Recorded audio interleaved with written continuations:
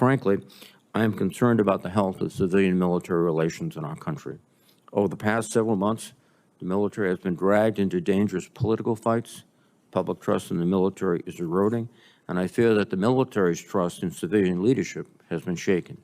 Civilian control of the military is a sacred duty that must be carried out responsibly and not exploited. General, I'd like to know how you will work to help improve civil-military relations and demonstrate this ethos yourself every day.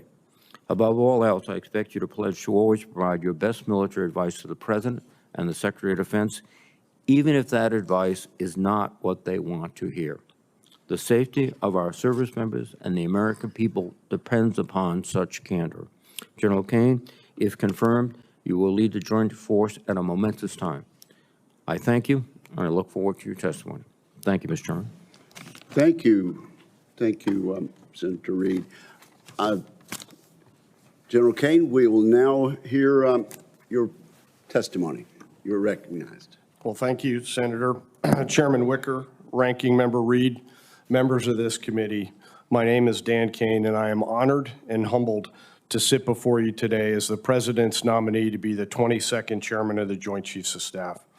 I'd like to start by thanking the President and the Secretary for their trust and confidence in me, and if confirmed, allowing me to again serve our great nation. I'd also like to thank General C.Q. Brown and his wife Shireen and their family for their more than 40 years of selfless service to our nation. I'd like to thank the team that helped prepare me for this hearing today.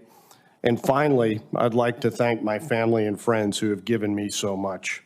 It is my family who has made my service possible, always at their own expense. They have given more than I have, and there are not words to express my thanks to each of them, especially my family in our nation's Midwest. I sit here before you, the proud son of an Air Force fighter pilot who flew F-4 Phantoms in Vietnam. My mom was a pediatric critical care nurse who worked nights so she could be home when my sister and I got up in the morning and when we got home in the afternoon.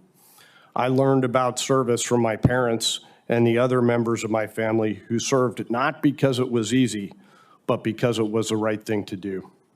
In our family, we serve. When asked, we always say yes. Senators, I acknowledge that I'm an unconventional nominee. These are unconventional times. It is 9:48 p.m. in Beijing, 6:48 p.m. in Tehran, 4:48 p.m. in Moscow, and 10:48 p.m. in Pyongyang. As we sit here now, our nation faces an unprecedented rising global risk. Our adversaries are advancing, global nuclear threats are on the rise, and deterrence is paramount.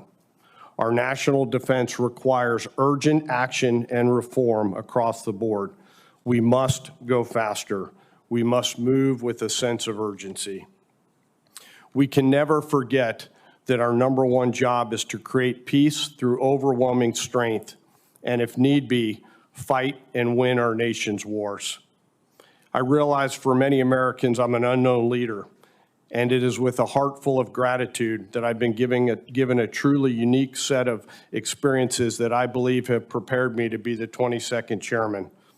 For the past 34 years, I've served in the active Title 10 force, in the Title 32 National Guard force, in the Title 50 force at the CIA.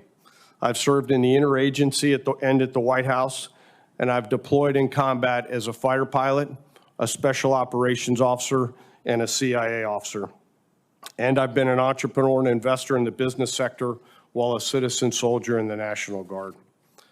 As a general officer, I've had the privilege of serving 3 presidents from both political parties, and most recently was the Associate Director for Military Affairs at the CIA, a job where I was charged to provide military advice to the Director of the CIA and globally integrate DoD and CIA activities across the world. Along the way, I've proudly served alongside some of America's most incredible warriors and civilian teammates and their families, and I've witnessed them do awe-inspiring things in the service of our nation, and to a person, they've poured more into me than I could ever have poured into them, especially our non-commissioned officer corps. And sadly, I've been there with them as they made the ultimate sacrifice on the fields of battle, and been with their families as we told them of their loved ones' service and sacrifice. I think of our fallen every single day. These experiences help me to better understand how our nation considers and uses military force to achieve our national security objectives. And they directly inform my views of the importance of carefully considering the use of that force and the risks associated with it beforehand, and always asking the important question, and then what, before we do. And if the decision is made to use military force, crushing our enemies and winning. I've also had the privilege of serving alongside incredible business leaders, starting and scaling companies as an entrepreneur, and along the way I learned what a different kind of grit looks like. Our American entrepreneurial spirit is a force multiplier, and my time as an entrepreneur has made me a better general officer and leader. And if confirmed, I'll bring more of that spirit into the joint force. Senators, I'm here today to earn your trust and the trust of the American people. If confirmed, I'll continue to work as I have for my entire 34 years in uniform, always focused on the mission and our incredible people. If confirmed, I'll continue the traditions and standards of my oath of office and my commission as a nonpartisan leader who will always strive to do the right thing.